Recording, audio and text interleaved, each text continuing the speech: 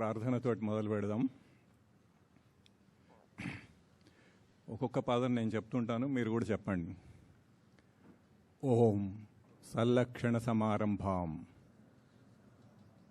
చిదానందేతి మధ్యమాం అస్మదాచార్య పర్యంతాం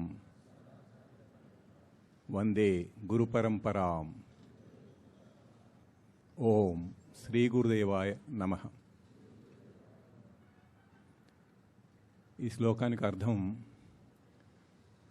సల్లక్షణ సమారంభాం అంటే సృష్టికి పూర్వం సత్ లక్షణం అంటే ఉనికి లక్షణం, ఉండటం అనే లక్షణం ఒక్కటే ఉన్నది సృష్టికి పూర్వం.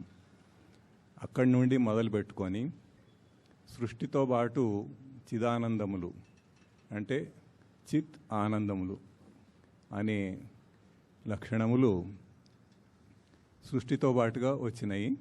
వాటి ద్వారా అస్మదాచార్య పర్యంతం అంటే నా ఆచార్యుని వరకు వందే గురు పరంపరాం అంటే గురువులందరికీ వందనములు, నమస్కారములు. అంటే సృష్టి మొదలైనప్పటి నుంచి ఎంతోమంది మహర్షులు అందరూ కూడా గురు శిష్య పరంపరగా ఒకళ్ళకొకళ్ళు గురువులు శిష్యులకి బోధ చేస్తూ, వాళ్ళు మళ్ళీ గురువులై వాళ్ళు మళ్ళీ శిష్యులకి బోధ చేస్తూ అట్లా చేసుకుంటూ వచ్చి ఈ మొత్తం అందరు గురువులని కలిపి గురు పరంపర అంటారు. అంటే సృష్టికి పూర్వం ఉన్న సత్లక్షణం నుంచి ఇప్పటిదాకా ఇప్పుడున్న నా ఆచార్యుని వరకు కూడా అందరికీ నమస్కారములు. శ్రీ గురుదేవాయ నమః అంటే గురుదేవులకు నమస్కారం.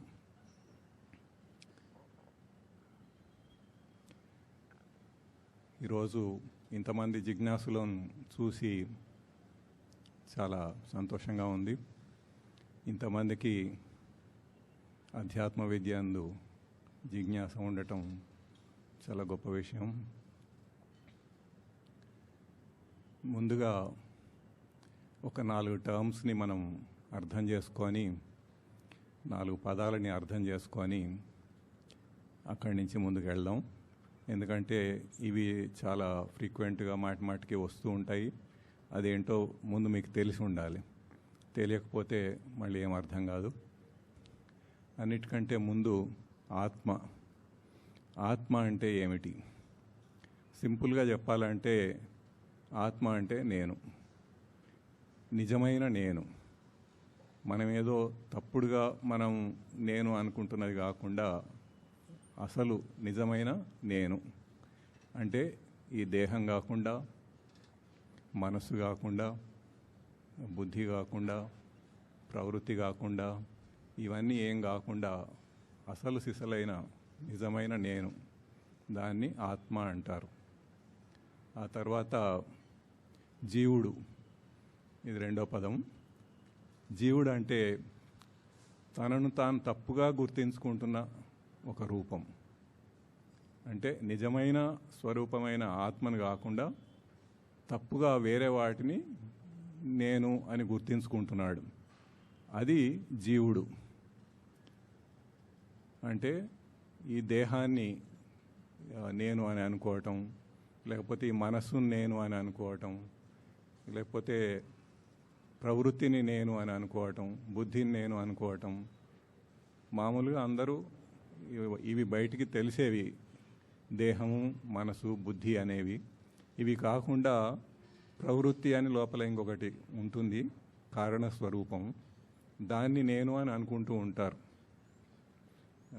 మనం ఇంగ్లీష్లో క్యారెక్టరిస్టిక్స్ అంటారు. తన క్యారెక్టర్, ఒక మనిషి క్యారెక్టర్ ఏంటంటే ఆ ప్రవృత్తిలో ఏదైతే ఉందో అదే క్యారెక్టర్. దాన్ని నేనుగా అనుకుంటూ ఉంటాడు, అదే నా స్వరూపం అని అనుకుంటూ ఉంటాడు. అది తప్పు. ఈ భావాన్ని ఇప్పుడు అందరం కూడా అదే భావంలో ఉన్నాం. జీవభావం అంటారు దాన్ని. అంటే జీవుడు, ఈ జీవుడి యొక్క భావం జీవభావం, అది ప్రవృత్తి. ఆ జీవభావంలో ఉన్నాం. ఆ తర్వాత మూడవ పదం సాధకుడు. సాధకుడు అంటే ఎవరు? ఇప్పుడు ఈ జీవభావంలో ఉన్న జీవుడి దగ్గర నుండి ఆత్మభావంలోకి ఎవరైతే వృద్ధి పొందుతున్నారో సాధన చేస్తూ, అంటే అధ్యాత్మ విద్య తెలుసుకొని సాధన చేస్తూ ఎవరైతే వృద్ధి పొందుతున్నారో జీవభావం నుండి ఉనికి భావానికి, సద్భావానికి, అంటే నిజమైన నేను భావానికి ఎవరు వృద్ధి పొందుతున్నారో వాళ్ళని సాధకుడు అంటారు. అంటే ఇప్పుడు ఈ ప్రవచనం వినటం వల్ల ఇప్పటి నుండి మీరందరూ సాధకులు అవుతున్నారన్నమాట. జీవులుగా ఉన్నవాళ్ళు సాధకులుగా మారుతున్నారు. మారటానికి ఇది మొట్టమొదటి స్టెప్, మొట్టమొదటి మెట్టు. తర్వాత అసలు అధ్యాత్మ విద్య అంటే ఏంటి? అధ్యాత్మ విద్య అంటే తనను తాను తెలుసుకోవటం, అంటే నేనంటే ఎవరు అనేది తెలుసుకోవటం. ఏదైతే జీవభావంలో ఉండి మనం అంతరం జీవులుగా అనుకుంటున్నామో, తప్పుగా మనల్ని గుర్తించుకుంటున్నామో, దాని నుండి ఆత్మభావానికి, అంటే నిజమైన నేను అన్న భావానికి వెళ్ళటం. ఇదంతా కూడా తెలుసుకోవటం. ఆ నిజమైన నేనేంటి, ఇప్పుడు నేను ఏ స్థితిలో ఉన్నాను, ఏది నేను అనుకుంటున్నాను, ఇవన్నీ తెలుసుకోవటం అనేది అధ్యాత్మ విద్య. ఇదంతా బోధ చేసేది అధ్యాత్మ విద్య. తర్వాత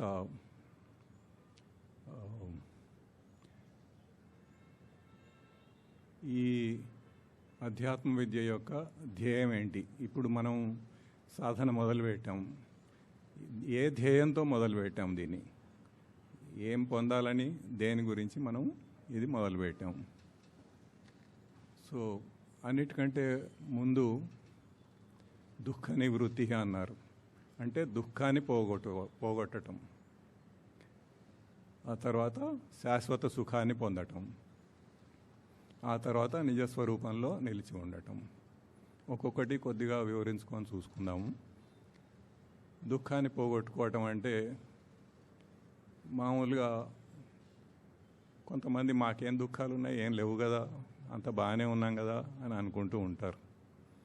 కానీ జాగ్రత్తగా పరిశీలిస్తే అసలు ఏది దుఃఖమో ఏది కాదో ఇవన్నీ తెలుస్తాయి. దుఃఖం అంటే ఊరికి ఏడుస్తూ కూర్చోవటం అన్నది ఒకటే దుఃఖం అని కాదు. మామూలుగా కష్టాలు వచ్చినప్పుడు బాధపడతాం. ఇంకా తీవ్రమైన కష్టాలు వస్తే అప్పుడు దుఃఖిస్తాం, ఏడుస్తాం. ఇది బేసిక్గా అక్కడ. ఇప్పుడు కష్టాలంటే చిన్న చిన్న కష్టాల దగ్గర నుంచి చాలా పెద్ద వాటి దాకా ఎన్నో ఉంటాయి. ఉదాహరణకి మంచి ఎండాకాలంలో ఒక మిడిల్ క్లాస్ పర్సన్ మంచి ఎండాకాలంలో సడన్గా ఫ్యాన్ పనిచేయటం మానేసింది. ఒక చిన్న కష్టం. ఇప్పుడు అది తిరగాలంటే ఎక్కడో ఎలక్ట్రీషియన్ని పిలవాలి, రావాలి, వాడు చూడాలి, చేయాలి. అదంతా ఒక ప్రాసెస్. అప్పటిదాకా ఆ ఎండకి వేడికి చెమటలు పోస్తూ అట్లా కూర్చోవాలి. అదొక చిన్న కష్టం. దీనికి ఏడుస్తూ ఎవరు కూర్చోరు, కానీ ఒక కొద్దిగా బాధ కలుగుతుంది. అట్లాగే మంచి చలికాలంలో గీజర్ పని చేయట్లేదు అనుకోండి, పొద్దున్నే స్నానం చేయాలి, వేడి నీళ్ళు రావు. ఆ చల్లటి నీళ్ళతోటి స్నానం చేయాలంటే చాలా ఇబ్బందిగా ఉంటుంది. అది ఒక చిన్న కష్టం. ఇంకా డబ్బు ఉన్న వాళ్ళైతే ఎయిర్ కండిషనర్ లాంటివి ఉంటే ఎయిర్ కండిషనర్ పని చేయటం లేదు, ఇప్పుడు ఆ టెక్నీషియన్ పిలుచుకురావాలి, బాగు చేయించాలి దాన్ని. ఇదొక కష్టం. ఇంకా కొంచెం పెద్దవి అంటే ఇప్పుడు ఆరోగ్యానికి సంబంధించినవి.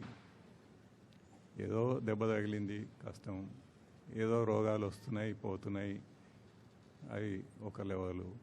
ఇంకా పెద్ద పెద్ద రోగాలు వచ్చినాయి, ఏదో హార్ట్ అటాక్ వచ్చింది అనుకోండి, ఏ కిడ్నీ ఫెయిల్యూర్ అయింది అనుకోండి, ఇంకా ఏ లివరో ఏదో పాడవుతోంది. ఇవన్నీ ఇంకా చాలా పెద్ద రోగాలు, దీర్ఘ రోగాలు. చాలా కాలం వాటి గురించి కష్టపడాల్సి వస్తుంది, ఇబ్బంది పడాల్సి వస్తుంది. వాటికి ఎంతో బాధ, నొప్పులు ఉంటాయి. ఇవి చాలా పెద్ద పెద్ద కష్టాలు. మరి ఇంకా ముసలితనం, ఏజ్ ఎక్కువ అవుతూ ఉంటే ముసలితనం వస్తూ ఉంటుంది. ఇంకా ఇంద్రియాలన్నీ ఇంతకు ముందులాగా పనిచేయవు, కాళ్ళు చేతులు ఇంతకు ముందులాగా పనిచేయవు. వాటికి అంతా కూడా ఏ- బలం ఉండదు. కొన్ని తిండి ఎక్కువ తిందామంటే అది అరగదు, తక్కువ తింటేనేమో నీరసంగా ఉంటుంది. ఇట్లా ఎన్నో వస్తూ ఉంటాయి. పిల్లలు మంచి వాళ్ళు అయితే వాళ్ళు చూసుకుంటూ ఉంటారు, లేకపోతే వాళ్ళు కూడా చూడకపోతే ఇక అది వాళ్ళ గతి వాళ్ళది. ఇవన్నీ కొంచెం మేజర్. ఇంకా ఎవరో చనిపోవటం, భర్త చనిపోవటము, భార్య చనిపోవటము, ఇట్లాంటివన్నీ ఇంకా పెద్ద పెద్ద దుఃఖాలు. సో ఇటువంటి దుఃఖాలన్నీ మనం అనుభవిస్తూనే ఉన్నాం. మనకి తెలిసినా తెలియకపోయినా. కొన్ని కొన్ని తెలుస్తుంటాయి, కొన్ని తెలియవు, ఏదో వస్తుంటాయి పోతుంటాయి. కానీ పెద్ద అయితే బాగా గుర్తుంటాయి. ఈ దుఃఖాలన్నీ పోవాలి అన్నది మన మొట్టమొదటి ధ్యేయం. ఈ అధ్యాత్మ విద్యలో ఇది మనం నేర్చుకోవటానికి మొట్టమొదటి ధ్యేయం దుఃఖాన్ని పోగొట్టుకోవాలి, దుఃఖ నివృత్తి. ఆ తర్వాత శాశ్వత సుఖం పొందాలి. సుఖం అంటే మామూలుగా ఏదో చిన్న చిన్న సుఖాలు వస్తూ ఉంటాయి, పోతూ ఉంటాయి. అయితే దుఃఖాలు ఎంతకాలం అయితే ఉంటాయో సుఖాలు అంతకాలం ఉండవు. ఇప్పుడు ఏదో ఒక ఐస్ క్రీమ్ తిన్నాడు అనుకోండి, కొద్దిగా సుఖం వస్తుంది. ఎంతసేపు ఉంటుంది అది? అది తిన్నంతసేపే ఉంటుంది, ఆ తర్వాత పోతుంది. అది మళ్ళీ తర్వాత గుర్తుండదు, ఆ ఫీలింగ్ కూడా ఉండదు. ఇంకా కొంచెం పెద్దవి, ఎంత పెద్ద సుఖాలు వచ్చినా కానీ వీటి లక్షణం ఏంటంటే అవి చాలా త్వరగా పోతూ ఉంటాయి, వస్తూ పోతూ ఉంటాయి. ఇప్పుడు ఏదో మోటార్ సైకిల్ కొనుక్కున్నాడు అనుకోండి, సైకిల్ మీద తిరిగేవాడు మోటార్ సైకిల్ కొనుక్కున్నాడు, కాస్త సుఖంగా ఉంది. అది ఎంతకాలం ఉంటుంది? 4 రోజులు బాగానే తొక్కాల్సిన అవసరం లేదు, తిరుగుతాడు చక్కగా దాని మీద. ఆ తర్వాత నెమ్మదిగా అలవాటు అయిపోతుంది. అది అలవాటు అయిన తర్వాత ఎట్లా ఉంటుందంటే అది లేకపోతే ఇబ్బంది, ఉంటే సుఖంలాగా ఏం అనిపించదు. ఇంకా ఫస్ట్ లేనప్పుడు, మొట్టమొదటిసారి వచ్చినప్పుడు చాలా సుఖంగా అనిపిస్తుంది. కానీ అది 4 రోజులు అలవాటు అయిపోయిన తర్వాత అది లేకపోతే దుఃఖం వస్తుంది, కానీ ఉంటే మాత్రం ఇంకా సుఖమేం రాదు. ఎందుకంటే అలవాటు అయిపోయింది. అట్లాగే ఒక కారు కొనుక్కున్నాడు, అట్లాగే ఉంటుంది. ఈ మోటార్ సైకిల్ మీద ఉన్నప్పుడు ఎండకి వానకి అన్నిటికీ తడవాలి, ఇబ్బంది అనుకున్నాడు, ఏదో కారు కొనుక్కున్నాడు. కానీ అదైనా అంతే, 4 రోజులకి అది అలవాటు అయిపోతుంది. అది లేకపోతే, అది ఎప్పుడన్నా అది లేకుండా మోటార్ సైకిల్ మీద వెళ్ళాలంటే చాలా ఇబ్బందిగా ఉంటుంది. సో సుఖాలు అనేవి వాటి లక్షణం ఇట్లా ఉంటుందన్నమాట. అవి వస్తూ ఉంటాయి, కాసేపు ఉంటాయి, పోతాయి, ఎక్కువసేపు ఉండవు. సుఖం ఎక్కువసేపు ఉండదు. ఇట్లా సుఖం తర్వాత దుఃఖం, దుఃఖం తర్వాత సుఖం అనేది ఇట్లా తిరుగుతూనే ఉంటాయి. అయితే ఇట్లా వచ్చే పోయే సుఖాలు కాకుండా శాశ్వత సుఖం కావాలి నాకు.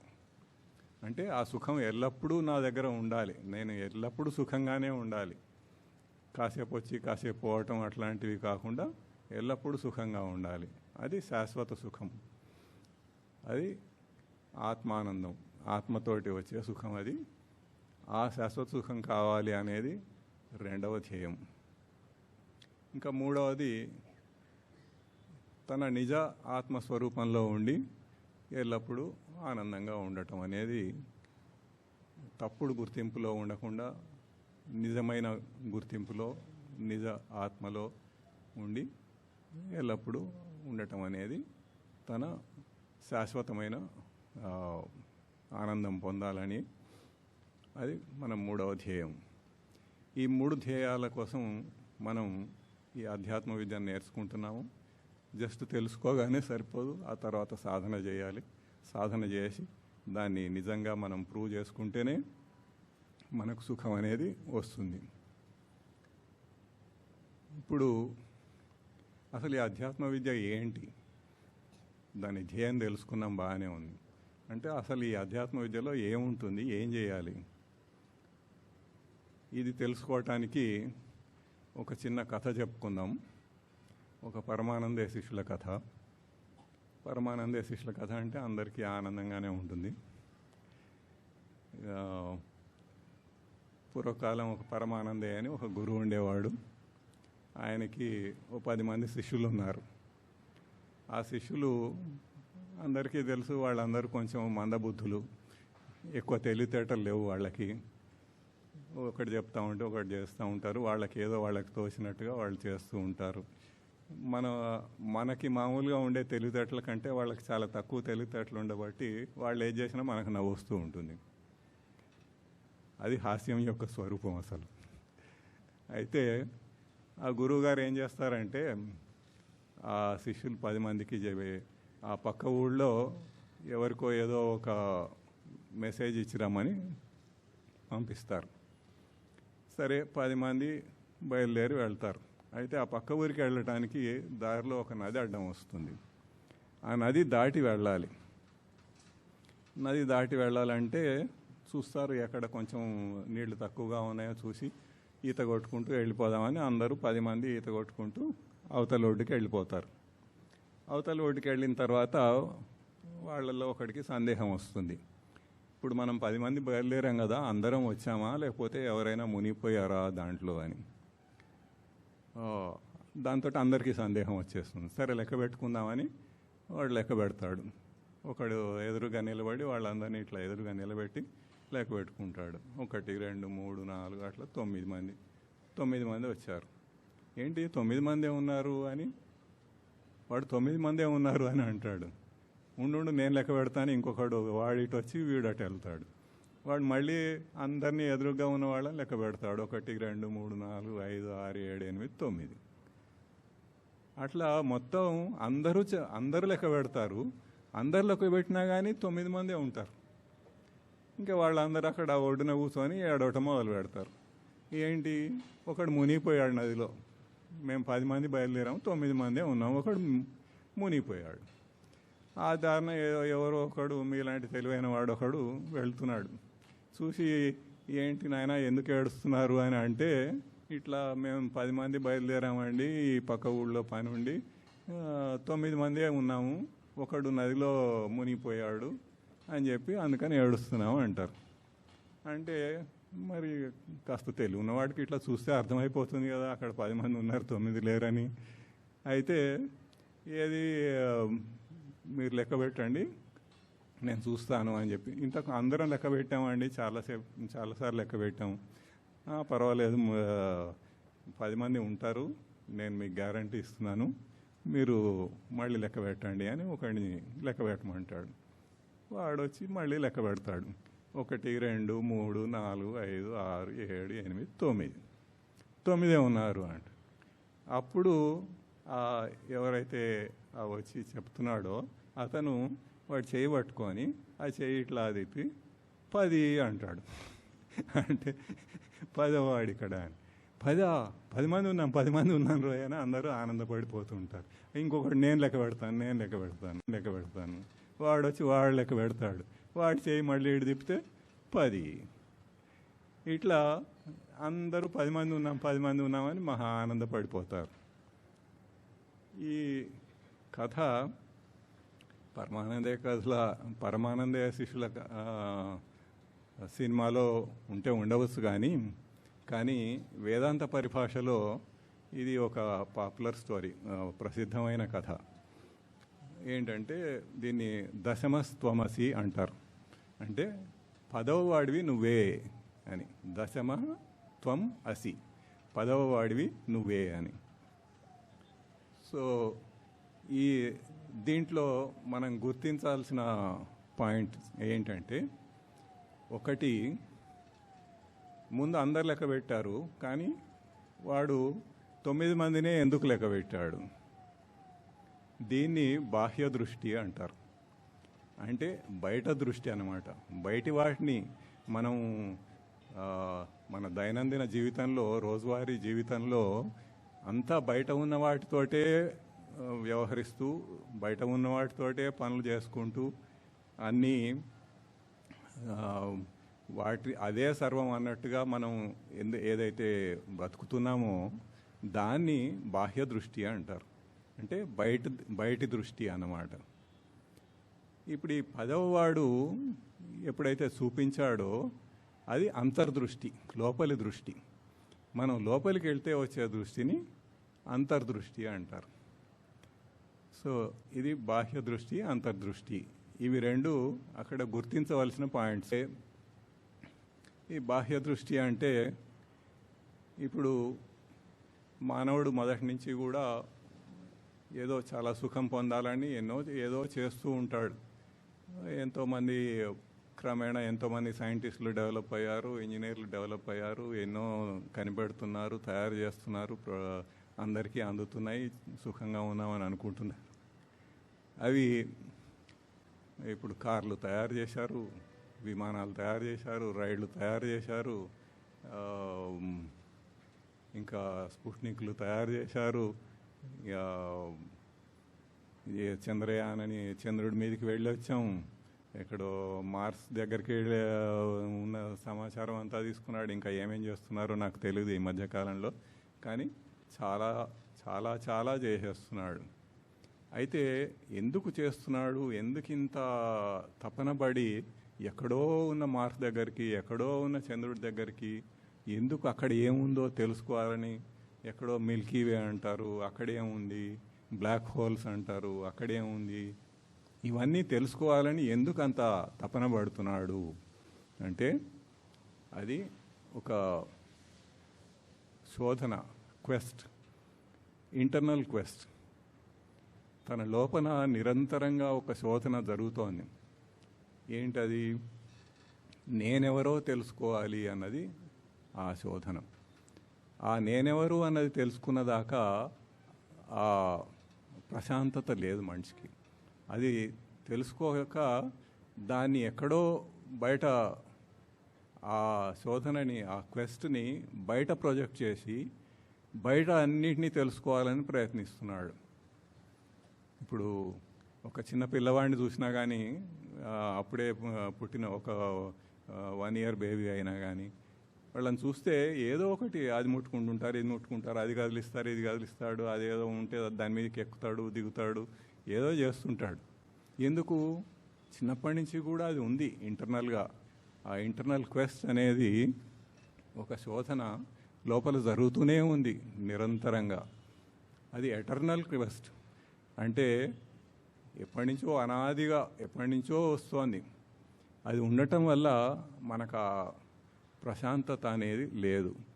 అది దాన్ని బయటికి ప్రయోగించి బయట మనం అన్నీ ఏదో ఎన్నో తెలుసుకుంటున్నప్పటికీ కూడా ఎన్ని తెలుసుకున్నా కానీ అక్కడ ఏమీ అవటం లేదు.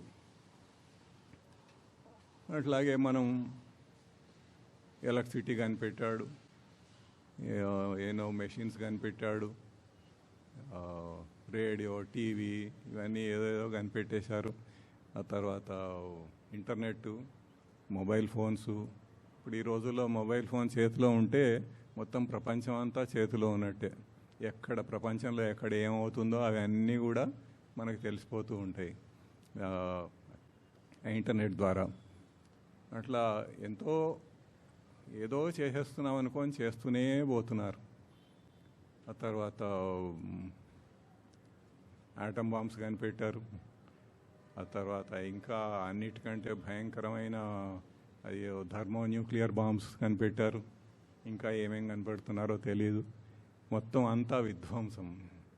ఏదైనా కానీ అంతా విధ్వంసం చేసేటట్టుగా దేశాలు, ఒక దేశం వాళ్ళు ఏదో చేస్తే అది అక్కడ పెట్టుకుంటే వాడికి పోటీగా ఇంకో దేశం మళ్ళీ చేయాలి కదా. ఇప్పుడు ఇండియా ఏదైనా చేస్తే పాకిస్తాన్ చేయాలి, పాకిస్తాన్ చేస్తే ఇండియా చేయాలి, చైనా ఏదైనా చేస్తే ఇండియా చేయాలి, ఇండియా చేస్తే చైనా చేయాలి. అట్లా అన్ని దేశాలు కూడా పోటీలు పడి ఇట్లా విధ్వంసకరమైనవి ఎన్నో తయారు చేస్తూనే ఉన్నారు. ఇవన్నీ చేసి ఏం సాధించబోతున్నారు? అదేదో గొప్పతనం, నేను సేఫ్గా ఉండాలన్నది కాకుండా అవతల వాడిని అటాక్ చేయాలి, వాడికంటే నేను గొప్పగా ఉండాలి అన్నది కూడా ఒక పోటీతత్వం అనేది ఉంటుంది. ఇదంతా కూడా బయట మన ఇంటర్నల్ క్వెస్ట్ ఏదైతే ఉందో దాన్ని బయట ప్రయోగించి బయట ప్రొజెక్ట్ చేయటం వల్ల ఇదంతా జరుగుతున్నది. ఇంకా మెడికల్ ఫీల్డ్లో కూడా ఎన్నో కనిపెట్టారు. ఎన్నో కొత్త కొత్త రోగాలు వస్తున్నాయి, వాటికి కొత్త కొత్త మందులు కనిపెడుతున్నారు.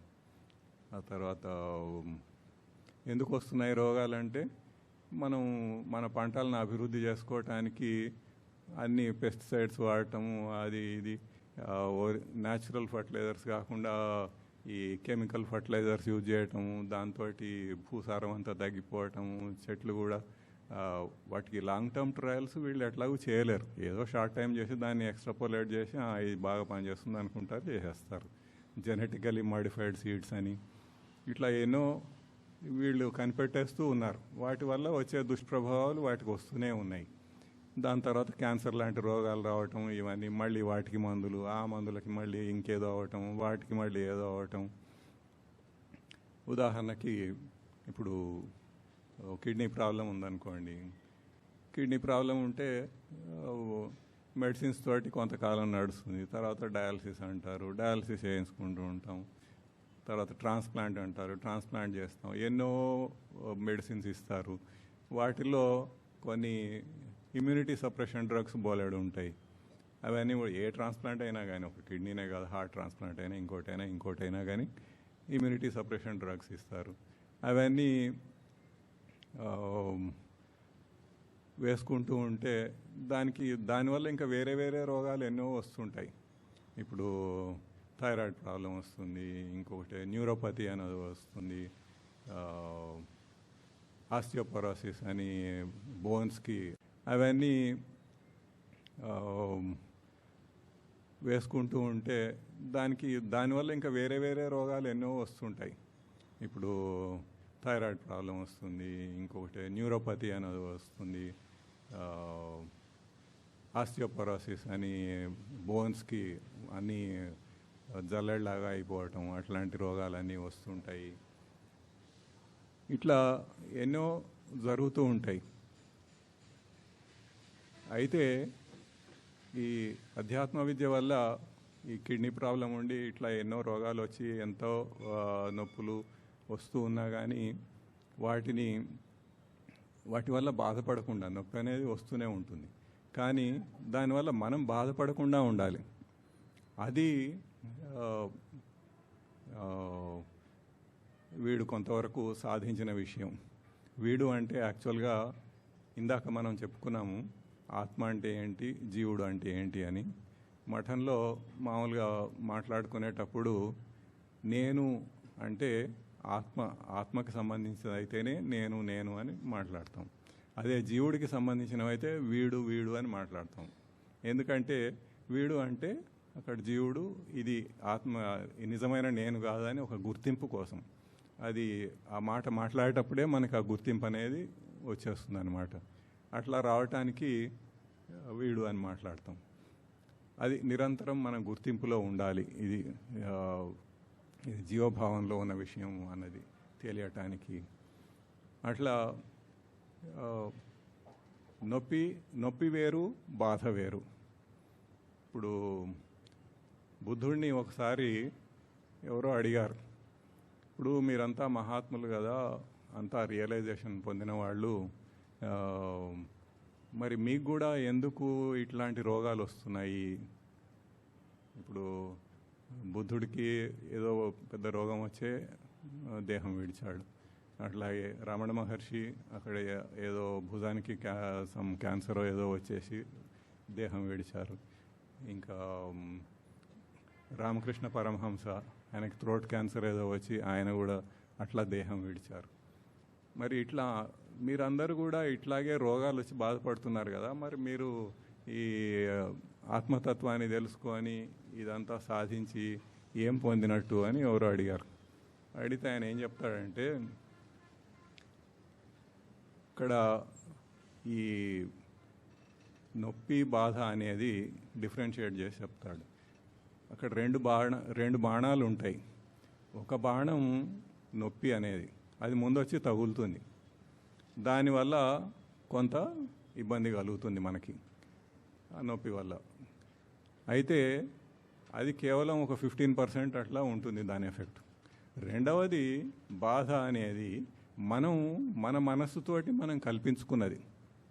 దీనివల్ల దాన్ని చూసి మనం బాధపడటం అనేది మనసుకు సంబంధించింది, అది ఫిజికల్ కాదు. ఫిజికల్గా వచ్చేది నొప్పి. ఇప్పుడు చేయి కట్ అయిపోయింది అనుకోండి, అక్కడ నొప్పి వస్తుంది, కానీ దాంతో మనం బాధపడతాం, అది మనసులో బాధపడతాం, అంటే మనసుకు సంబంధించింది అన్నమాట. అట్లా ఈ బాధ అనేది 85% ఉంటుంది. 15% కేవలం ఆ నొప్పి వల్ల వచ్చిన ఇబ్బంది అనేది 15% ఉంటుంది. ఇప్పుడు ఈ అధ్యాత్మ విద్య నేర్చుకోవటం వల్ల, ఇట్లాంటివి చేయటం వల్ల మనం 85% దాన్ని తప్పించుకోవచ్చు. ఆ 15% ఏదైతే ఉందో అది ప్రారబ్ధం, అంటే జన్మాంతరంగా ఇంతకుముందు పూర్వ జన్మల్లో చేసిన కర్మలను బట్టి అక్కడ కొన్ని రావాల్సినవి వస్తూ ఉంటాయి. అయితే జ్ఞానులైన వాళ్ళు, జ్ఞానులంటే ఇప్పుడు ఇదంతా అధ్యాత్మ విద్యను క్షుణ్ణంగా తెలుసుకొని దాన్ని ఆచరించి దాన్ని ఆ అనుభూతి తెచ్చుకున్న వాళ్ళు అన్నమాట, వాళ్ళని జ్ఞానులు అంటారు. ఆ జ్ఞానులైన వాళ్ళు దాని గురించి పట్టించుకోరు, ఆ ప్రారబ్ధం గురించి, ఈ చిన్న చిన్న రోగాలు కానీ నొప్పులు కానీ వీటి గురించి ఏం పట్టించుకోరు. అది కేవలం మనసుకు సంబంధించింది, నేను మనసు కాదు అని తెలుసు ఒక జ్ఞానికి. దేహం నేను కాదు, మనసు నేను కాదు అనేది ఒక జ్ఞానికి తెలుసు. కాబట్టి అది అసలు పట్టించుకోడు అనమాట. కాబట్టి ఈ 85% కాదు, ఆ 15% కూడా ఏముండదు, టోటల్ ఇగ్నోర్డ్, అసలు ఏది ఉండదు అన్నమాట. ఆ రకంగా ప్రాక్టికల్గా నేను కూడా ఒక అనుభవంతో చెప్తున్నాను, అది అట్లా వెరీ మచ్ పాసిబుల్. అయితే ఇక్కడ మేధాలో సర్వీస్లో ఉండగానే కూడా ఈ కిడ్నీ ప్రాబ్లం అనేది వచ్చింది. అప్పుడు డయాలసిస్ అది అవుతుండేది, ఎన్నో అవుతూ ఉండేవి, ఎన్నో మెడిసిన్స్ తినటం అదంతా జరుగుతూ ఉండేది. ఆ డయాలసిస్ అవగానే చాలా విపరీతంగా నీరసం వచ్చేసి పడిపోవటం అట్లాంటివి అవుతూ ఉండేవి. అయినా కానీ ఏదైతే ఈ అధ్యాత్మ విద్య వల్ల పొందిన ఒక గొప్ప విషయం ఏంటంటే, దీనికి మామూలుగా పడాల్సినట్టుగా అంత బాధపడలేదు. అంతేకాకుండా ప్రశాంతంగా ఉండటం, ఏదైనా ఎటువంటి క్లిష్ట పరిస్థితులు వచ్చినా కానీ ప్రశాంతంగా మనం స్పష్టంగా ఆలోచించి దానికి తగిన నిర్ణయాలు తీసుకోవటం, ఇట్లాంటివన్నీ జరిగినాయి. అట్లాగే అప్పుడు ఎండీగా ఉన్నప్పుడు కూడా 31 సంవత్సరాలు ఎండీగా చేసిన, ఈ చివరిలో ఇటువంటి రోగాల వల్ల వచ్చిన బాధలు చాలా ఉన్నాయి. అయితే బాధపడకుండా కేవలం ప్రశాంతంగా ఉండి దాన్ని కర్తవ్య పాలన అన్నట్టుగా చేస్తూ ఉండటం, ఈ సంస్థ నాది అని కాకుండా ఇది కేవలం నేను ఒక కర్తవ్యాన్ని నిర్వహిస్తున్నాను, ఎండీగా నా కర్తవ్యాన్ని నిర్వహిస్తున్నాను అని అనుకొని, ఆ రకంగా అది వేరు నేను వేరు. యాక్చువల్గా ఒక కంపెనీ అంటే లీగల్గా కూడా company is an independent entity, దాని డెఫినేషన్లోనే ఉంటుంది. అది నిజంగానే అట్లా చూస్తూ ఇది వేరు నేను వేరు, ఇది నాది అన్నది కాదు, ఇది నేను దీనికి బాధ్యతాయుతమైన ఒక పొజిషన్లో ఉన్నాను, దీన్ని కర్తవ్యాన్ని నిర్వహించాలి అన్నట్టుగా అది అట్లా చేస్తూ ఉండటం అనేది జరిగింది. ఇంకా కామ, క్రోధ, లోభ, మోహ, మద, మత్సరాలని మామూలుగా అరిషడ్ వర్గాలు అంటారు. కామం, క్రోధము, మోహం, మదం, మత్సరం, అవన్నీ కూడా వీలైనంత వరకు తగ్గించుకుంటూ స్వచ్ఛంగా ఉండటానికి ప్రయత్నించటం, అట్లాంటివి ఎన్నో చేయటం జరిగింది. ఎనీవే మనం ఆఫ్టర్ ట్రాక్ వెళ్ళిపోతున్నట్టున్నాం. అది నొప్పి బాధకి డిఫరెన్స్ ఏంటి అనేది చూస్తున్నాం కదా. సో జ్ఞానులైన వాళ్ళు అట్లాంటి దాన్ని పట్టించుకోకుండా తమ నిజ స్వరూపంలో శాశ్వతమైన ఆనందాన్ని పొందుతూ అట్లా ఉండగలుగుతారు. ఇట్లా ఈ బాహ్య దృష్టి వలన ఇట్లా ఎన్నో కనిపెడుతూ వస్తున్నారు సైంటిస్టులు. ఆ ఇంటర్నల్ క్వెస్ట్ ఏదైతే ఉందో అది ఇంకా బయటికి బయట దాని మీద ప్రయోగించుకుంటూ దానివల్ల ఏమన్నా వస్తుందేమో, దీనివల్ల వస్తుందేమో అని. ఇప్పుడు ఎన్ని కనిపెట్టినా కానీ పూర్వకాలం ఏ ఫెసిలిటీస్ లేనప్పుడు ఎక్కడో పల్లెటూళ్ళల్లో కొద్ది మంది చిన్న చిన్న గ్రామాలుగా ఉండేవి. అప్పుడు వాళ్ళు ఎంత సుఖ సంతోషాలతో ఉన్నారు, ఇప్పుడు మనం ఎంత సుఖ సంతోషాలతో ఉన్నాం. అది ఎప్పుడైనా పోల్చి చూసుకుంటే మనకే అర్థమవుతుంది.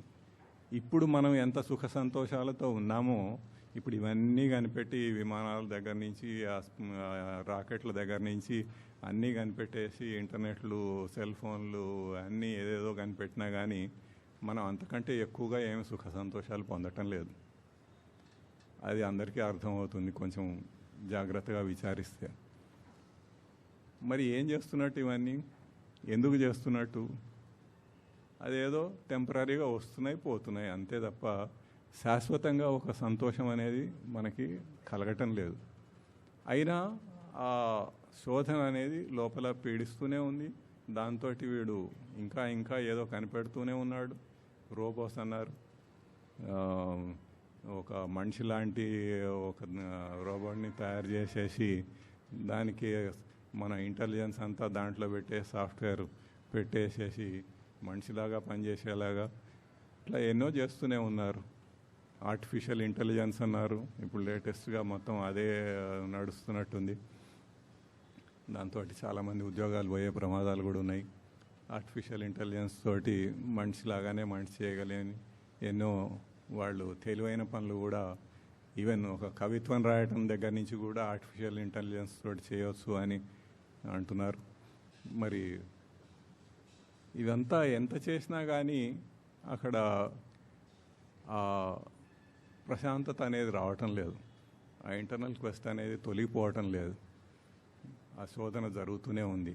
ఇది ఎటర్నల్ క్వెస్ట్, అంటే ఎప్పటి నుంచో అనాదిగా ఆ క్వెస్ట్ అనేది వస్తూనే ఉన్నది. దానికి వీడు ప్రయత్నం చేస్తూనే ఉన్నాడు.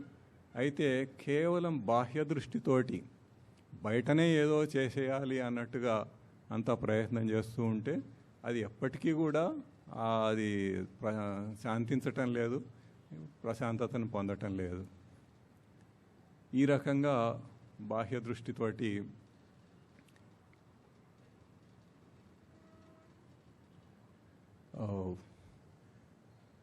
ఒక పొందవలసిన దాన్ని పొందకుండా అట్లా జీవితాలు గడిచిపోతూ ఉన్నాయి. ఇంకా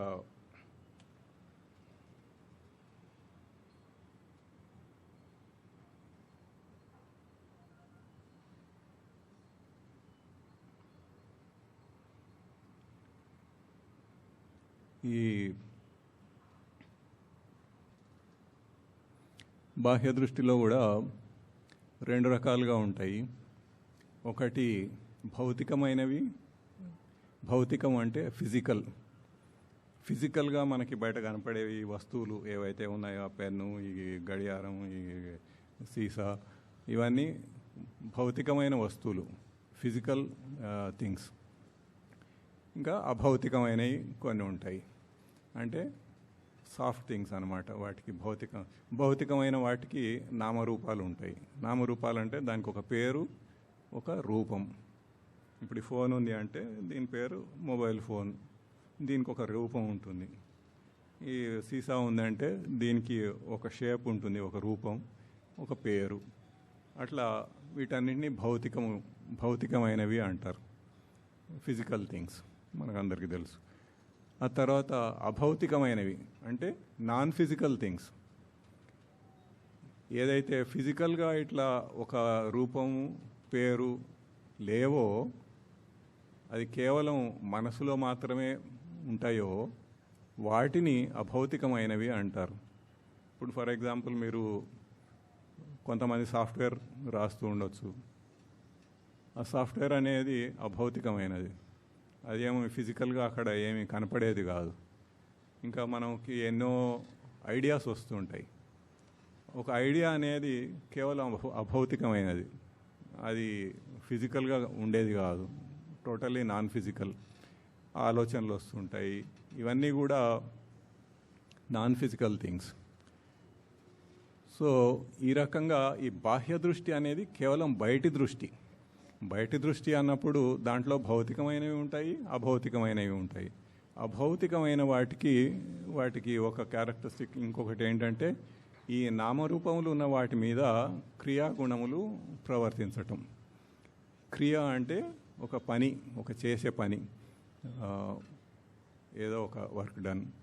అయితే ఈ క్రియలకు నామరూపాలు ఉన్న వాటి మీద ఏదైనా ఒకటి చేసినప్పుడు, ఇప్పుడు దీన్ని మూత తీసాం అనుకోండి, అది ఒక క్రియ. ఇది తీసి ఇక్కడ పెడితే అది ఒక క్రియ.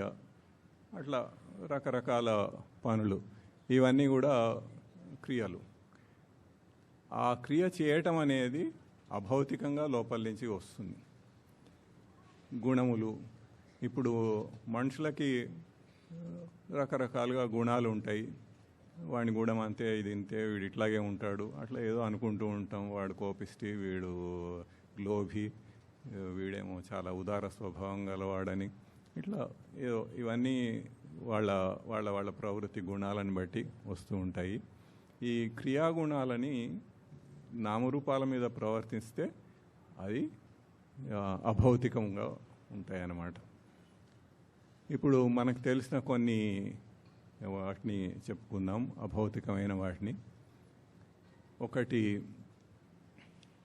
ఇప్పుడు వెల్త్ క్రియేషన్, చాలా సంపద క్రియేట్ చేయాలి. చాలామందికి ఉంటుంది, అందరికీ ఉంటుంది ఆల్మోస్ట్. డబ్బు సంపాదించాలి, చాలా డబ్బు సంపాదించాలి. ఎందుకంటే డబ్బు సంపాదిస్తే చాలా సుఖంగా ఉంటుంది జీవితం అన్నది. అది సంపాదించి అది ఏం సుఖం వస్తుందో చూసుకున్న తర్వాత అర్థమవుతుంది. ఎందుకంటే ఎంత ధనవంతుడు, అయ్యా మీరు సుఖంగా ఉన్నారా అంటే వాళ్ళు లేరనే చెప్తాడు. ఎందుకంటే డబ్బుతోటి అన్ని సుఖాలు రావు. అది తన ప్రవృత్తిలో, తన యాటిట్యూడ్లో ఉంటుంది. అది లోపల ఉన్న విషయం. అయితే డబ్బు చాలా సంపాదించడానికి ప్రయత్నించటం అది ఒకటి. ఇంకా కీర్తి ప్రతిష్టలు కావాలి. నా పేరు 4 దిక్కులా ఇట్లా వ్యాపించాలి మొత్తం. ఇప్పుడు ఏదో ఒక ఊళ్ళో ఒక గల్లీకి ఒక లీడర్ ఉంటాడు. వీడంతా ఇదంతా నా కింద ఉండాలనుకుంటాడు. ఒక సైంటిస్ట్ ఉంటాడు. ఆ సైంటిస్టు నేనేదో గొప్పగా ఒకటి కనిపెడితే నాకు చాలా కీర్తి ప్రతిష్టలు వస్తాయి అనుకుంటాడు. ఒక నోబెల్ ప్రైజ్ వస్తే చాలా కీర్తి వస్తుంది అనుకుంటాడు. ఇంకా ఇట్లాగే రకరకాలుగా ఏదో చేసేస్తే చాలా గొప్పగా. ఒక సంగీతకారుడు ఉన్నాడు అనుకోండి, ఆయన ఏదో గొప్పగా సంగీతం వాయిస్తే ఆయన పేరు ఎక్కడి దాకానో వెళ్ళిపోతుంది అనుకుంటాడు. అయితే ఇప్పుడు ఈ సైంటిస్టు ఏదో కనిపెట్టినా అది ఎంతకాలం ఉంటుంది? 4 రోజులు గొప్పగా చెప్పుకుంటారు. నోబెల్ ప్రైజ్ వచ్చింది, ఓ సంవత్సరం గొప్పగా చెప్పుకుంటారు. మళ్ళీ వచ్చే సంవత్సరం ఇంకో వేరే వాళ్ళకు వస్తుంది నోబెల్ ప్రైజ్. మళ్ళీ అన్ని సబ్జెక్ట్స్లో వేరే వేరే వాళ్ళందరికీ నోబెల్ ప్రైజ్ వచ్చేస్తుంది. అప్పుడు వీడి పని అయిపోయింది. ఇంకా వీడికి ఇంతకుముందు ఉన్న గొప్పతనం, ఆ గుర్తింపు అనేది ఇప్పుడు ఉండదు, అది తగ్గిపోతుంది. ఒక గొప్ప గాయకుడు ఉన్నాడు, పాటలు బాగా పాడతాడు. ఎంతకాలం ఉంటుంది ఆ గుర్తింపు? కొన్నాళ్ళు ఉంటుంది. ఆ తర్వాత వేరే వాళ్ళు వస్తారు, అంతకంటే ఇంకా బాగా చేసేవాళ్ళు ఉంటారు. అసలు ఆ ట్రెండే మారిపోతూ ఉంటుంది. పూర్వకాలం ఉన్న పాటలు వేరు, ఇప్పుడున్న పాటల శైలి వేరు. సో ఆ పాత ఆయన ఇది పాడని కూడా పాడలేడు. అయితే ఆ రకంగా అది ఎంతో కాలం ఉండదు, అది పోతూనే ఉంటుంది. అట్లా ఒక సంగీత విద్వాంసుడు కానీ ఇంకొకడు కానీ ఎవరైనా కానీ, ఒక రచయిత కానీ ఏదో చేసేసి ఏదో గొప్ప గొప్ప అవార్డ్స్ అట్లా పొందితే అట్లా నా కీర్తి ప్రతిష్టలు ఇట్లా వ్యాపించాలని అనుకుంటాడు. అది ఎప్పటికీ శాశ్వతంగా జరగదు. అది ఏదో టెంపరీగా అట్లా వచ్చినట్టుగా వచ్చిపోతూ ఉంటుంది. అది లిమిటెడ్గానే ఉంటుంది. ఇప్పుడు ఏదో గొప్పది ఒకటి కనిపెట్టినా కానీ ఈ భూమి మీద ఉన్న 850 కోట్ల మందో ఎంతమందికి తెలుస్తుంది? కొంతమందికి తెలుస్తుంది.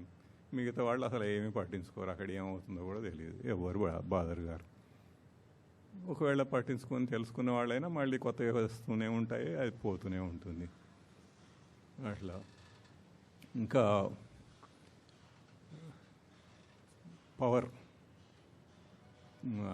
చాలా పవర్ఫుల్గా ఉండాలి అని కొంతమందికి ఉంటుంది.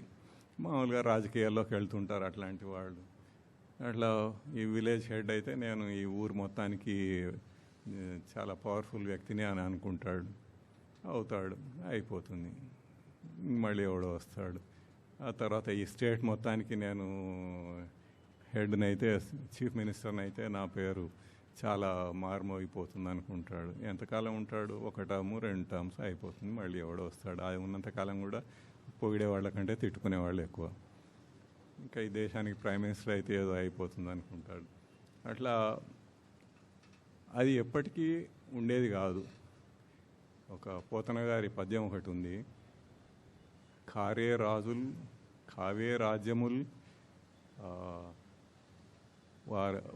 వాళ్ళ పేరైనను గలదే అని అట్లా వస్తుంది ఏదో. అంటే ఎంతోమంది గొప్ప గొప్ప రాజులు, పూర్వకాలం రాజులు అనుకున్నారు, చాలా ప్రసిద్ధిగాంచారు, పేరు ప్రతిష్టలు పొందారు.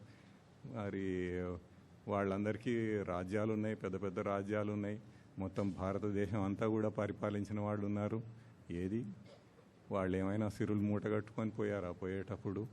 ఇంకా పేరైనను గలదే, ఇప్పుడు పేరన్నా ఉందా వాళ్ళది? అది కూడా పోయింది, ఎక్కడో హిస్టరీ బుక్స్లోకి వెళ్ళిపోతుంది. తర్వాత కొన్నాళ్ళకి అది కూడా తీసేస్తారు, మళ్ళీ వేరే వాళ్ళ పేర్లు వచ్చేస్తాయి దాంట్లోకి. అట్లా ఇవన్నీ కూడా శాశ్వతమైనవి కావు, అది ఉండేది కాదు. ఇప్పుడు సరే ఆ పెద్ద పెద్ద వాళ్ళని వదిలేద్దాం, చిన్న చిన్న ఈ చూసుకుంటే మనం సామాన్యులకు కూడా వర్తించేది. ఇప్పుడు ఫ్యాషన్ అనేది ఒకటి ఉంది. ఫ్యాషన్ అనేది అసలు ఫ్యాషన్ అంటే ఏంటి? ఎవరో ఒక సినీ తార, ఫిల్మ్ స్టార్ ఒకటి ఏదో వేషం వేసుకుంటే అది ఫ్యాషన్ అయిపోతుంది. నేను కూడా అట్లాంటి డ్రెస్ కుట్టించుకోవాలి, లేకపోతే అట్లాంటి చీర నేను కూడా కట్టుకోవాలి అనుకొని వాళ్ళు అవన్నీ చేసేస్తూ ఉంటారు. ఒకప్పుడైతే ప్యారిస్లో గంటకి ఫ్యాషన్లు మారిపోతాయి అనేవాళ్ళు. అంత మరి అవన్నీ గంటకి వీడు ఫ్యాషన్లు మార్చేసుకుంటూ అట్లా వేసుకుంటూ పోతాడా?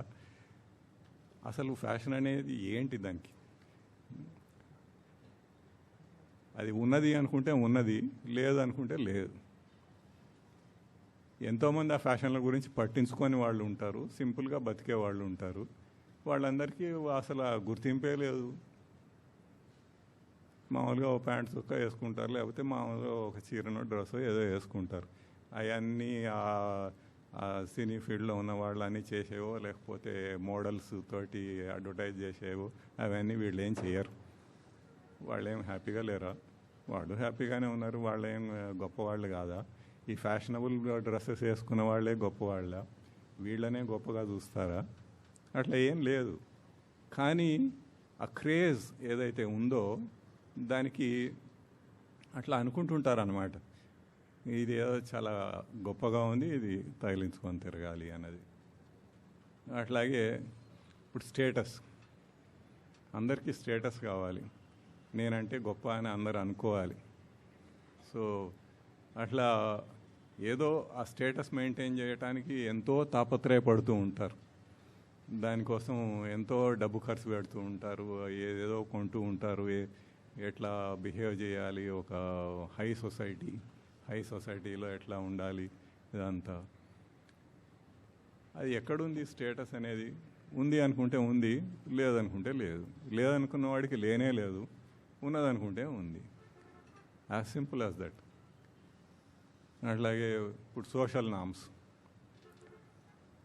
నామ్స్ అంటే ఇప్పుడు వాళ్ళ ఇంట్లో పెళ్ళి అయితే మనం వెళ్ళాలి, ఎందుకంటే మన ఇంట్లో పెళ్ళి అయినప్పుడు వాళ్ళు వచ్చారు, వాళ్ళకి ఏదో గిఫ్ట్ ఇవ్వాలి, లేకపోతే ఒక కట్నం ఇవ్వాలో ఏదో చేయాలి. వాళ్ళు మనకి ఇంత ఇచ్చారు కాబట్టి మనం కూడా అంత ఇవ్వాలి వాళ్ళకి. ఇవన్నీ సోషల్ నామ్స్ అన్నమాట. ఇప్పుడు పార్టీ అయితే ఇట్లా ఉండాలి, ఇట్లా బిహేవ్ చేయాలి, ఒక పెళ్ళి అయితే ఇట్లా బిహేవ్ చేయాలి, ఇంకా ఎక్కడికో వెళ్తే ఇట్లా ఉండాలి, అట్లా చేయాలి. ఇవన్నీ సోషల్ నామ్స్. సోషల్గా మనం మానవుడు సంఘజీవి అంటారు కదా, మరి సంఘంలో జీవించాలంటే ఇట్లాంటివి లేనిపోనివన్నీ కల్పించుకొని ధర్మాలు, ఇదే ధర్మం అనుకుంటారు. ఎక్కడుంది ఈ ధర్మం? ఏ శాస్త్రంలో ఉంది ఈ ధర్మం? ఏ శాస్త్రంలోనూ లేదు. వీడే కల్పించుకొని ఇది ఒక ధర్మం అనుకున్నాడు. పోనీ ఒక 100 సంవత్సరాల కిందట ఇప్పుడు వీడు ఏదైతే సోషల్ నామ్స్ పెట్టుకొని ఇది ధర్మం అంటున్నాడో 100 ఏళ్ల కిందట అది ఉందా? లేదు. అప్పుడు ఉన్నది వేరు. 200 ఏళ్ల కింద ఉందా? అది అసలే లేదు, ఇంకేదో ఉంది. ఇవన్నీ కూడా ఎవరికి వీళ్ళు కల్పించేసుకొని ఇవన్నీ ఉన్నాయని అనుకొని అట్లా చేస్తూ ఉండటం అన్నమాట. ఇవన్నీ సోషల్ నామ్స్. లేనివి ధర్మాలు అనుకొని వాటిని పాటించటానికి ఎంతో తాపత్రయపడటం. దీనికి ఇట్లా డ్రెస్ చేసుకొని వెళ్ళాలి. ఇంకా బ్రిటిషర్స్ చాలా ఫేమస్, దానికి ఇట్లా ఉండాలి. పూర్వకాలంలో అయితే బ్రిటిషర్స్ ఎవడన్నా మధ్యరాత్రి వచ్చి డోర్ బెల్ కొట్టినా కానీ వాడు మళ్ళీ డ్రెస్ చేసుకొని వచ్చి తలుపు తెరుస్తాడు. ఎందుకంటే వాడికి అదొక నామ్. అట్లా అది ఏదో నైట్ డ్రెస్ లాంటిది ఏదో వేసుకొని కనిపించకూడదు, ఫుల్ డ్రెస్లోనే కనపడాలి. అట్లా వాళ్ళు అనుకున్నారు, వాళ్ళు అది ధర్మం అనుకున్నారు, చేశారు. ఇప్పుడు అవన్నీ పోయి ఉంటాయి మోస్ట్ ప్రాబబ్లీ. కానీ అదే వేరే కంట్రీస్లో అది ఉందా? అది లేదు. అదేం యూనివర్సల్ కాదు, అది ఏ శాస్త్రంలోనూ చెప్పబడలేదు. ఇట్లా రకరకాలుగా మనం అన్నీ క్రియేట్ చేసుకొని ఇవే ధర్మాలని, ఇవే పద్ధతులని, ఇట్లాగే జీవించాలని అనుకోవటం, వాటికి చాలా గొప్పతనాన్ని ఆపాదించటం, అది చేయటం కోసం మనం ఎంతో తాపత్రయపడుతూ ఉండటం, ఇవి జరుగుతూ ఉంటుంది మామూలుగా. ఇవన్నీ కూడా అభౌతికమైన బాహ్య దృష్టి బయట కనపడే వాటిల్లో అభౌతికమైనవి. ఇక అసలైనది అంతర్దృష్టి. ఇందాక మొదట్లో మనం చెప్పుకున్నాము, ఆ కథ విన్నప్పుడు ఒకటి బాహ్య దృష్టి, బాహ్యమైన విషయాల వాటిని పరిగణలోకి తీసుకొని చేయటం అనేది. ఇంకొకటి అంతర్దృష్టికి, లోపలికి. ఈ అంతర్దృష్టి అంటే తనలో తాను చూసుకోవటం. ఎట్లాగైతే ఆ కథలో ఒక తెలివైన వాడు వచ్చి చూపించి 9 లెక్క పెట్టిన తర్వాత వెనక్కి తిప్పి నువ్వే 10వ వాడివి అని చూపించాడో, ఆ నేను ఎవరు అన్నది తెలుసుకోవటానికి లోపలికి తిప్పితే, కఠోపనిషత్తులో ఒక మంచి మంత్రం ఉంది, ఆవృత్త చక్షు అమృతత్వం ఇచ్చన్ అని. అంటే దృష్టిని లోపలికి మరల్చితే అమృతత్వాన్ని పొందటానికి దృష్టికి లోపలికి మలసాలి అని. అయితే అమృతత్వం అంటే ఏంటి? మృతం అంటే చనిపోవటం, ఆ చనిపోయే దానికి సంబంధించింది మృతతత్వం. అమృతం అంటే చావకుండా ఉండగలిగేది, శాశ్వతంగా చావు అనేది లేదు. ఇప్పుడు మామూలుగా మనం చూస్తే చావు అనేది దేహానికే వస్తుంది, కానీ ఆత్మకి ఎప్పుడు చావు అనేది ఉండదు. ఆ ఆత్మభావంలో ఉండగలిగిన వాడికి చావు అనేదే లేదు అసలు. అది లేకపోతేనే ఈ బాహ్యమైన వాటితోటి చావు అనేది జరుగుతుంది. దేహం చనిపోతుంది, దానికి కాల్ చేస్తారు. కానీ జీవుడు ఏమవుతాడు? లోపల ఉన్న జీవుడు ఉంటాడు, మళ్ళీ ఇంకో దేహం కోసం వెతుకుతూ ఉంటాడు, మళ్ళీ ఇంకో దేహం సంపాదించి మళ్ళీ దాంట్లోకి ప్రవేశిస్తాడు, మళ్ళీ చిన్నప్పటి నుంచి ఆ జీవితం గడుపుతూ ఉంటాడు. అయితే అట్లా లోపలి దృష్టి అధ్యాత్మ విద్య అనేది ఇక్కడే వస్తుంది. యాక్చువల్గా తన లోపల ఏం జరుగుతోంది, అసలు నేనెవరు, ఎక్కడి నుంచి వచ్చాను, ఎక్కడికి వెళ్తున్నాను, అసలు ఈ జీవితం యొక్క పర్పస్ ఏంటి, ఎందుకు బతుకుతున్నాను నేను, ఈ జీవితం ఎందుకు ఇట్లా ఉంది, మరణించిన తర్వాత ఎక్కడికి పోతాను నేను, ఏమవుతాను అనేది, ఇవన్నీ కూడా ఇంటర్నల్ క్వెస్ట్ అని మనం చెప్పుకున్నాము. దానికి ఇవన్నీ కూడా ప్రశ్నలు వస్తూ ఉంటాయి అన్నమాట. ఇప్పుడు మామూలుగా చూస్తే అంతర్దృష్టిలో మనకి కనపడేవి మామూలుగా దేహం అంటే ఈ శరీరం, ఇది బయటికి కనపడుతూనే ఉంటుంది. దీంట్లో ఇంద్రియాలు ఉన్నాయి, 5 జ్ఞానేంద్రియాలు అంటారు. శ్రోత్రతో చక్షుర్జిహ్వ ఘ్రాణేంద్రియములు అని. అంటే చెవులతోటి వినటం, త్వక్ అంటే స్పర్శ జ్ఞానం, చర్మంతో మనకి స్పర్శ జ్ఞానం తెలుస్తూ ఉంటుంది. ఎవరైనా ముట్టుకున్నప్పుడు తెలుస్తూ ఉంటుంది, ఏదైనా తగిలినప్పుడు, గాలి వచ్చినప్పుడు కానీ, వేడి కానీ, చలువ కానీ తెలుస్తూ ఉంటుంది. చక్షు అంటే కళ్ళతోటి మనం అన్నీ చూస్తూ ఉంటాం, కనపడుతూ ఉంటాయి బాహ్యమైనవన్నీ. అవి జిహ్వ అంటే రసనేంద్రియ అన్నమాట, అంటే రుచులు తెలిసేవి. మనం కారం, పులుపు, తీపి ఇట్లా అన్ని షడ్ రుచులు అంటారు కదా, ఆ రుచులు. ఇంకా కొత్తగా మనం కనిపెట్టుకున్న ఎన్నో పదార్థాలు, వాటన్నిటి రుచులు, వాటి వెంబడి పరిగెత్తటం, అవన్నీ కూడా తెలిసేది రసనేంద్రియం. ఘ్రాణం అంటే వాసన, ముక్కుతోటి వాసన చూస్తూ ఉంటాం. వాసన ఇది చాలా బాగుంది అనుకుంటాం, ఏదో ఒక గులాబీ పువ్వు, ఏదో మల్లె పువ్వు, ఏదో చాలా బాగుంది దీని వాసన ఇది అని చెప్పి అనుకుంటాం. ఇంకా వేరే ఏదో మురికి ప్రదేశంలోకి ఎక్కడికో వెళ్ళినప్పుడు ఈ కంపు కొడుతోంది అని అనుకుంటాం. ఇట్లా ఆ వాసనలన్నీ చూసేది అది ఘ్రాణేంద్రియం అంటారు. ఇట్లా 5 ఘ్రాణేంద్రియాలు, 5 జ్ఞానేంద్రియాలు ఉంటాయి మనిషికి శరీరంలో. ఆ తర్వాత అట్లాగే కర్మేంద్రియాలు అంటారు. కర్మేంద్రియాలు అంటే ఇప్పుడు ఈ జ్ఞానేంద్రియాలు అంటేనేమో బయటి వాటిని మనం గ్రహించేవి. కర్మేంద్రియాలు అంటే మనం బయటికి వ్యక్తం చేయటానికి మనం చేసేవి. అవి వాక్, పాణి, పాద, పాయు, ఉపస్థేంద్రియాలు అంటారు. వాక్ అంటే మాట్లాడటం, నోటితో మాట్లాడుతూ ఉంటాము, దాంతో మనం బయటికి వ్యక్తం చేసుకుంటూ ఉంటాం. మనం చెప్పదలుచుకున్న భావాన్ని ఒక భాషలోకి మార్చి ఆ భాషలోంచి ఆ భాషని నోటితో చెప్తూ ఉంటాము. పాద అంటే కాళ్ళు, మనం నడవాలన్నా ఎక్కడికన్నా వెళ్ళాలంటే కాళ్ళు, అది ఒక కర్మేంద్రియాలు.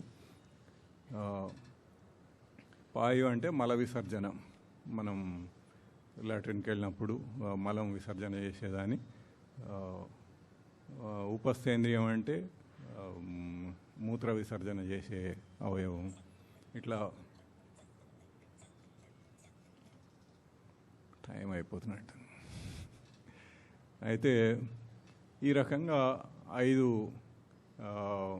కర్మేంద్రియాలు ఉన్నాయి, 5 జ్ఞానేంద్రియాలు బయటివి మనం గ్రహించడానికి, 5 కర్మేంద్రియాలు మనం బయటికి వ్యక్తం చేసుకోవటానికి, మనం బయట పనులు చేయటానికి ఇవి ఉన్నాయి. ఈ ఇంద్రియాల నుంచి లోపలికి సిగ్నల్స్ ఎట్లా వెళ్తాయంటే, లోపలంతా నర్వస్ సిస్టమ్ ఉంటుంది. ఆ నర్వస్ సిస్టంలో ఈ ఇంద్రియాలంటివి కనెక్ట్ అయి ఉంటాయి. మనం ఏదైతే మనం సెన్సర్స్కి వైర్స్ కనెక్ట్ చేసినట్టుగా ఆ నర్వస్ సిస్టమ్ అట్లా కనెక్ట్ అయ్యి మెదడుకి వెళ్తుంది. మెదడు దాకా భౌతికం, ఇదంతా ఫిజికల్. మెదడు నుంచి మనసు అంటే మామూలుగా అందరికీ అర్థమవుతుంది, ఒక సైంటిస్ట్కి తప్ప. సైంటిస్ట్ మాత్రం బయటివి మాత్రమే చూస్తాడు, ఫిజికల్వి మాత్రమే చూస్తాడు, వాటి మీదనే ప్రయోగాలు చేస్తాడు. మనసు మీద ఏం చేయలేడు, అది వదిలేశాడు. ఆ మనసు తర్వాత బుద్ధి అనేది కూడా మనం మామూలుగా వాడుకలో మనకి తెలిసి ఉండే పదమే. ఒక బుద్ధి గలవాడు, తెలివైన వాడు ఇట్లా అనుకుంటూ ఉంటాం. బుద్ధితోటి నిశ్చయం చేస్తాం, మనసు ఆలోచనలు చేస్తుంది, బుద్ధి నిశ్చయం చేస్తుంది. ఇట్లా బుద్ధి తర్వాత చిత్తం, అహంకారం, ఇట్లా తెలివి సవరణ, సచ్చిదానంద స్మృతి, ఇట్లా అన్నీ అంచెలంచెలుగా పైదాకా లోపల దాకా ఉన్నాయి. ఇప్పుడు టైం అయిపోయింది కాబట్టి ఇవన్నీ మళ్ళీ వచ్చే వారం చెప్పుకుందాము. ఈ లోపల ఉండే ఏమేమి ఉన్నాయి, ఏం చేస్తాయి, అసలు ఎట్లా, ఏ రకం, అసలు నేను ఎక్కడ ఉంది, ఎట్లా ఉంది, దాన్ని ఎట్లా తెలుసుకోవటం అనేది మనం వచ్చే వారం. ఇదంతా జస్ట్ ఒక కాన్సెప్ట్ మాత్రమే చెప్తున్నాను, దాని తర్వాత మళ్ళీ వివరంగా డీటెయిల్డ్గా ప్రవచనాల్లో చెప్పుకుందాము. సో ఒక మామూలుగా ఆధ్యాత్మ విద్యలో ప్రవచనాల్లో పరిపాటి ఏంటంటే, పూర్తి చేసేటప్పుడు ఒక శ్లోకం చెప్పుకొని మనం క్లోజ్ చేస్తాము. నేను చెప్తూ ఉంటాను, మీరందరూ చెప్పండి. ఓం గురుర్బ్రహ్మ గురుర్విష్ణు గురుర్దేవో మహేశ్వర గురు సాక్షాత్ పరం బ్రహ్మ తస్మై శ్రీగురవే నమః. ఓం శ్రీగురుచరణారవిందాభ్యాం నమో నమః. ఓం శ్రీగురుచరణారవిందయుగళం గృహీత్వా హస్తాభ్యాం శిరసి నయనే వక్షసి వహామి. ఓం తత్ సత్.